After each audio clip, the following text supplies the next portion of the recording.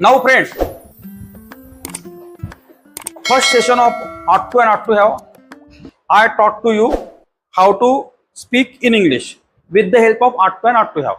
Now, I am just discussing here before you about passive voice of Art to and Art to Have. See, my friend, this is nothing but the passive voice of Art to and Art to Have. Ought to be केले जायला पाहिजे, केले जायला पाहिजे म्हणजे जसं object plus ought to be plus V3 plus extension. See, ताजे अन्न खाल्ले जायला पाहिजे. आता जो कोणी खाणारा आहे तो हिडन आहे. It is a format of passive voice. You know difference between passive voice आणि ऍक्टिव्ह वॉइस. ज्या वाक्यात कर्ता डायरेक्ट दिलेला असते त्याला आपण म्हणतो ऍक्टिव्ह वॉइस. आणि whatever sentence I taught to you until it might be tenses और any modals, it all was belongs to active voice because subject was given directly. या वाक्यात डायरेक्ट सब्जेक्ट दिला नाही आहे. ताजे अन्न खाल्ले जायला पाहिजे. कोणाकडून खाल्ले जायला पाहिजे माहित नाही, पण खाल्ले जायला पाहिजे. तर fresh food ought to be eaten. मी जर हे वाक्य असं म्हटलं, ताजे अन्न माझ्याकडून खाल्ले जायला पाहिजे, तर fresh food ought to be eaten by me. किंवा ताजे अन्न लोकांकडून खाल्ले जायला पाहिजे, तर fresh food ought to be eaten by people. आणि हे वाक्य जर ऍक्टिव्ह केलं असतं, लोकांनी ताजे अन्न खायला पाहिजे, तर पीपल आट टू इट फ्रेश फूड. कळलं तुम्हाला? मग त्याचं पॅसेज केलं. ऍक्टिव्हचं पॅसेज करताना पहा. आता ह्या वाक्यात समजा ऍक्टिव्ह वॉइस आपण पकडलं का, पीपल आट टू ईट फ्रेश फूड. इथे पहा सब्जेक्ट इथे आहे, प्लस ऑट टू दिलेला आहे सी, प्लस V1 दिलेला आहे, प्लस ऑब्जेक्ट दिलेला आहे का नाही? वाक्यामध्ये काय असते? Subject, modal, V1, object. Okay. आता you want to make it passive voice, तर पहिले ऑब्जेक्ट येईल. ऑब्जेक्ट आला पहिले. ऑब्जेक्ट म्हणजे काय येईल? Fresh food. फ्रेश फूड काय येते? ऑब्जेक्ट. ओके. मग ऑब्जेक्ट नंतर काय येते? ऑट टू बी. ऑट टू बी होते. फ्रेश फूड ऑट टू बी.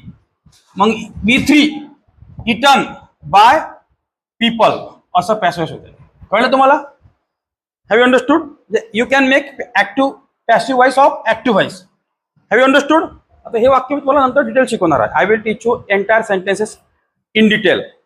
म्हणून मी तुम्हाला टेन्स परफेक्ट शिकवतो. का तुम्हाला टेन्स जर परफेक्ट समजला तर तुम्हाला ऍक्टिव्ह वॉइस परफेक्ट समजलं तर तुम्हाला पॅसिव्ह वॉइस परफेक्ट समजते, नाही तर पॅसिव्ह वॉइस परफेक्ट समजत नाही. म्हणून must learn first of all active voice very much perfectly.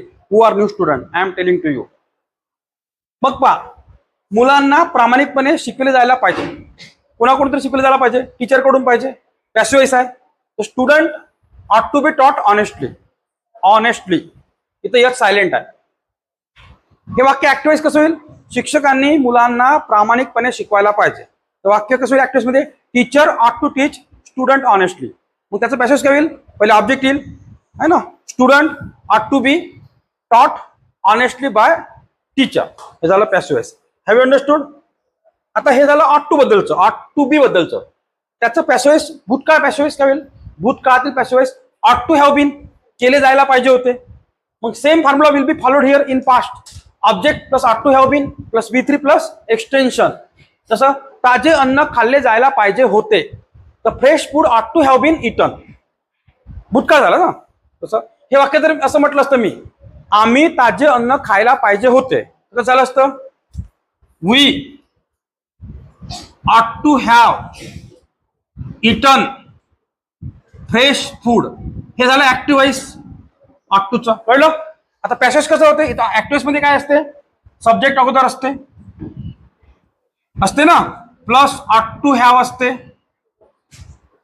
Plus V3 असते. इथं V3 आहे, प्लस ऑब्जेक्ट असते. ऑब्जेक्ट काय इथं? फ्रेश फूड आहे.